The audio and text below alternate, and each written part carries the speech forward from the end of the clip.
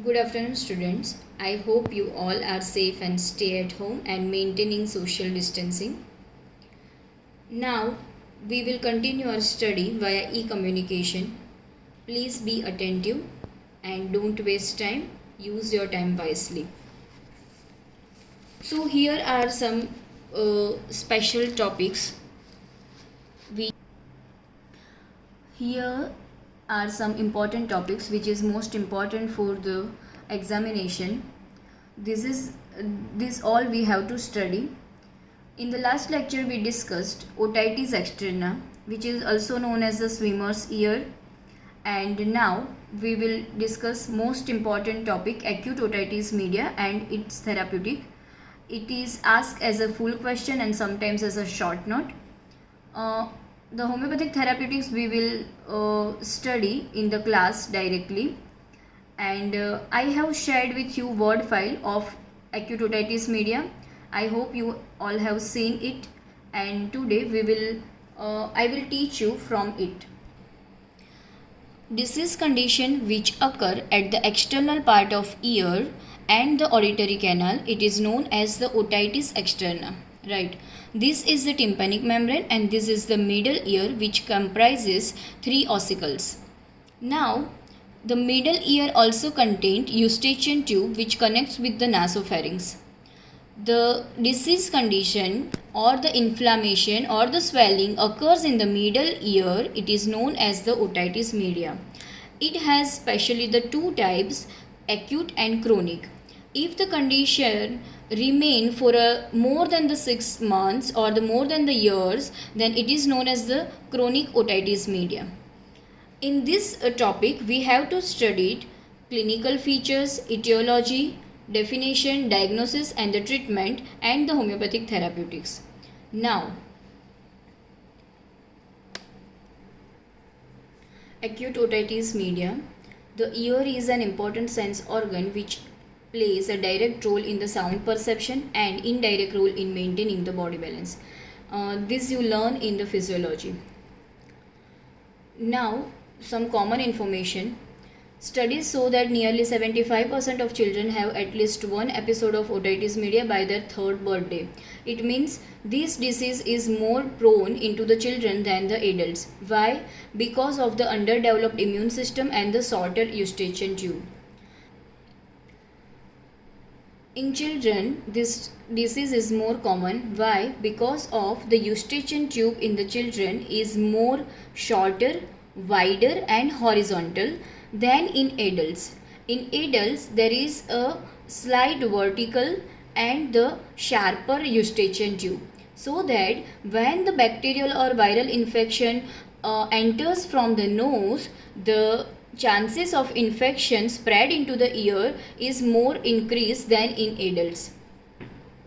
Here is the definition of otitis media.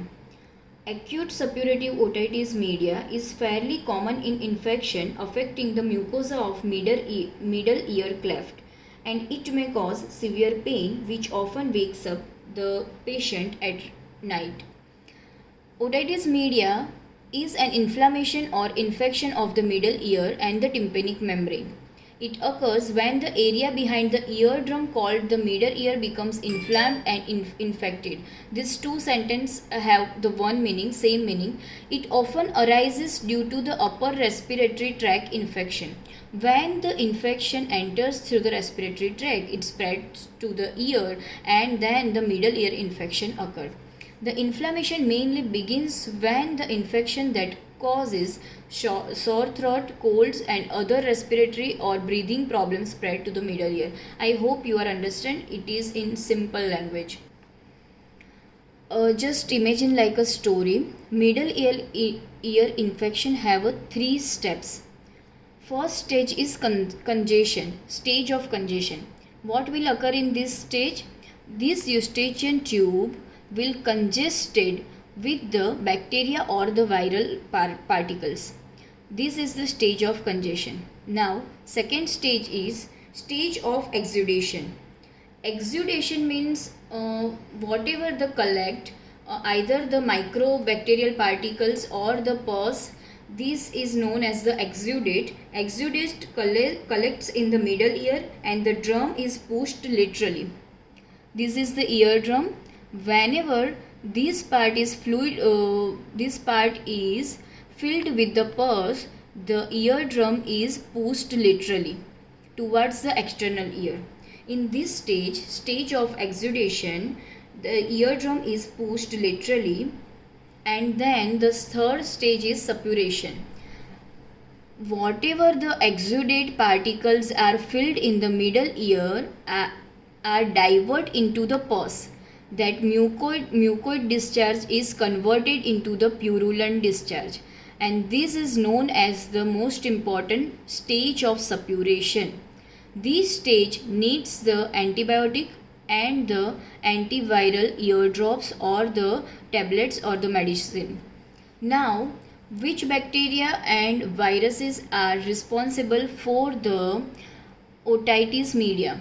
First is Moraxella catarrhis, second is Streptococcus pneumonia, and third is Haemophilus influenza. These three names you have to remember and you have to mention in this theory. Three stages of otitis media or infection of the middle ear. First stage is the exudative inflammation is present, which lasts for a couple of days, associated with the fever, chills, occasional neck stiffness in children, acute pain which is excruciating at night, and muffled sound in ear, and deafness and tinnitus. Second stage is suppurative inflammation. I mentioned before, there is a purulent discharge in the middle ear. It is known as a suppurative stage. Suppurative inflammation resistance which lasts for a week. Pus in the middle ear discharges spontaneously, leading to decrease in pain as well as fever. Topical therapy can decrease the duration of this phase. Topical therapy means what? We are using ear drops, eye drops. It is the topical therapy. Third is this is the healing phase which lasts for about a month. Discharge from ear dries and hearing come back to normal. So here I mentioned only 3 stages because of the easy understanding. Now in the book ENT of Bhargava, this figure is given. In the book there is an explanation of the stages of otitis media. This first stage is a stage of exudation. This is the eustachian tube. This is the middle ear, and the exudate particles are in the middle ear and the eustachian tube. It is the stage of exudation. Second stage of suppuration. When this exudation is transferred into the external ear and perforate the tympanic membrane, this is known as the stage of suppuration. These discharges are transferred into the external ear. Now, third is the stage of this is one of the complication of the otitis media, mastoiditis, acute mastoiditis. What will happen? The mastoid bone lies behind the ear, and when this discharge is transferred to the mastoid process and the mastoid antrum, it is known as the acute mastoiditis. And fourth is the stage of complication, when these discharges are spread all over and around the ear, in the inner ear, external ear, middle ear, eustachian tube and the mastoid process. It is the fourth stage.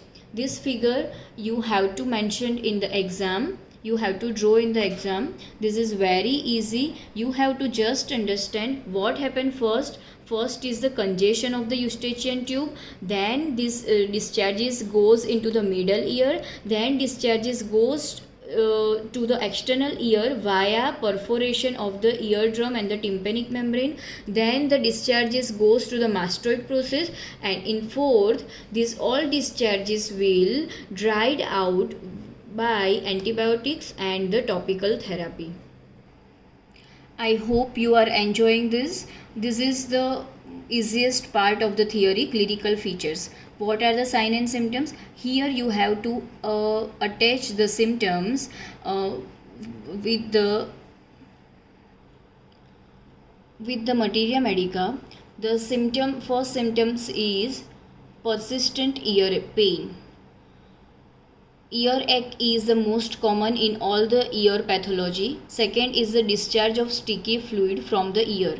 It is known as the otorrhea.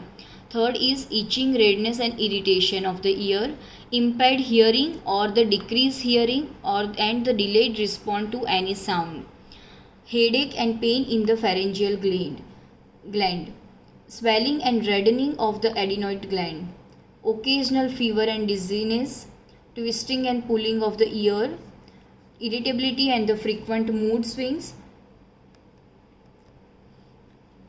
Sometimes children cannot tolerate the earache, so they get irritable, and the mood swings are common in infants. Disturbed sleeps, feeling of increased pressure and obstruction of the ear canal, nausea and vomiting, loss of appetite, discharge of blood sometimes in the advanced cases, and last, buzzing or the ringing sound in the ear, tinnitus. It is known as the tinnitus.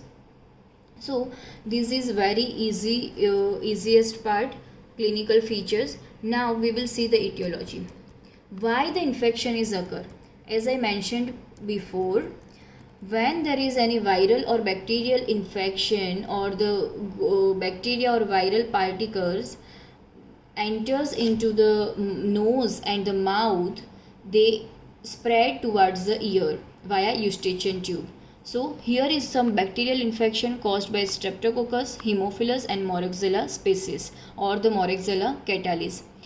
Second is a viral infection.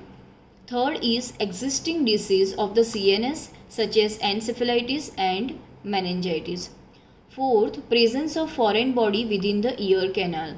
Fifth, perforation present anywhere in the ear canal due to mechanical piercing or due to the structural defects. This is very easy. Next is accumulation of the excess ear wax. 7. Accumulation of the excess fluid in the middle ear. These all are the causes why the otitis media occur. Next, there is a seasonal or the climatic changes. Inflammation of adenoid gland present near tonsils. Accumulation of excess mucus in the nasopharyngeal tract, infection of sinus or the sinusitis, allergic rhinitis, excessive smoking, harsh blowing of the nose which can directly affect the eustachian tube, exposure to the environmental pollutants such as lead, blocking of the eustachian canal during the feeding a newborn when they are lying down. નાના બચ્ચાઓ જ્યારે સૂતા હોય, સૂતા એ લોકોને બોટલમાં દૂધ પીવડાવવું નહીં, કારણ કે એ લોકોની યુસ્ટેજન ટ્યુબ હોરિઝોન્ટલ હોય છે, વર્ટિકલ નથી હોતી. સો એ જે મિલ્ક પાર્ટિકલ હોય, સમટાઈમ્સ એ લોકોને દૂધ પીતા પીતા છીંક આવે અથવા તો સૂઈ જાય, તો એ મિલ્ક પાર્ટિકલ યુસ્ટેજન ટ્યુબથી ઇયરમાં જઈને ઇન્ફેક્શન સ્પ્રેડ કરી શકે છે. This point Number 16 point is mentioned this blocking of the eustachian canal during the feeding a newborn when they are lying down. And last, a family history of the ear infection or the genetic factors.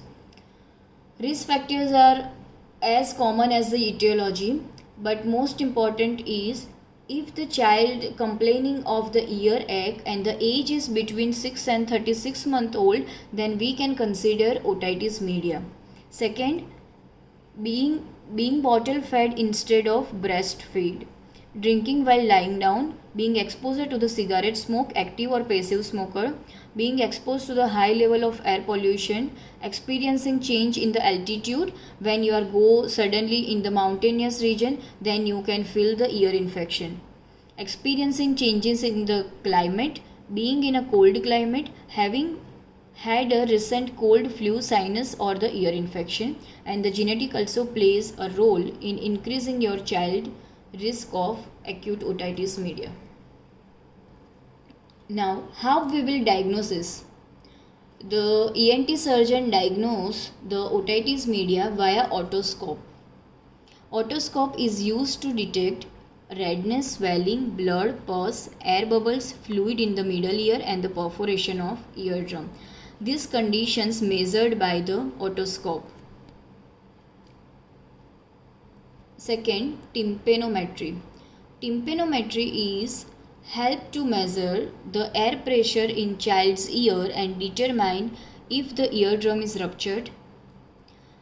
Next, reflectometry. Reflectometry is used to determine the fluid accumulation in the ear. And last is the hearing test. The doctor will measure how level of hearing loss is occur via infection.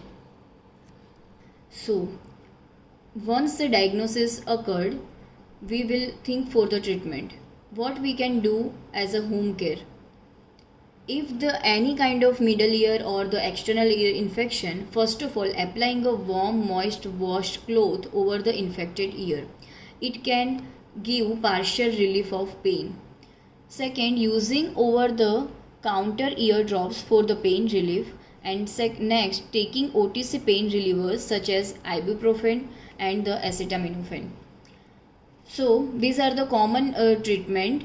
We can apply the ear drops or the coconut oil and the glycerin carbolic ear drops and antibiotic ear drops like a ciprofloxacin and the norfloxacin is the basic antibiotic for the ear infection. Now surgical treatment. Surgical treatment you have to mention in each topic of the surgery so that the examiner can know that you know about the surgery of particular part. The first surgery can occur in the middle ear is the adenoid removal. Adenoid be surgically removed if they are enlarged or infected and children has recurrent ear infection. See, this is like tonsillitis. When the person have a recurrent tonsillitis, then what doctor is done, it do the tonsillectomy. So this is known as adenectomy, same like that. Next is the ear tube. What is the ear tube? A refill like wire enter into the middle ear and the fluid or the pus discharges are extracted from the ear. This is the ear tube. These two surgical treatment occur in the middle ear infection. Last part is complication. If this condition is not treated and it is recurrent and a patient cannot get any treatment, then what condition is then what condition can prolonged? It is first the recurrent ear infection, second enlarged adenoids, enlarged tonsils, ruptured eardrum can be ruptured, and last is the cholesteatoma. This is the growth in the middle ear, and the last is a speech delayed. How to prevent this middle ear infection? First, wash your hand and toys frequently to reduce your chances of getting a cold or other respiratory infection. In some foreign countries, they are so accurate about the hygiene and the cleanliness. They always wash their hands and sanitize their hands, and which we are doing in these days. We have to continue for the lifetime. Wash your hand properly. Second is avoid cigarette smoking. It is especially for boys. Next is get seasonal flu shots and the pneumococcal vaccines, so that children cannot affected recurrent with the pneumococci infection.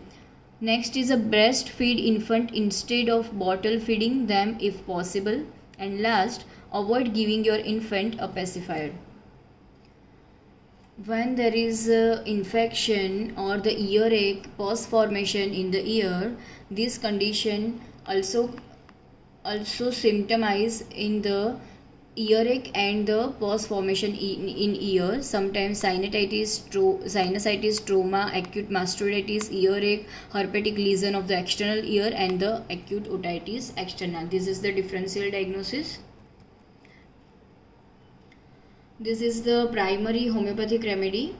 You have to read this. I am not explain you here, because in this we will compare the drug with each other, and in the last part I have give you some rubrics so that you can know about the knowledge of repertory.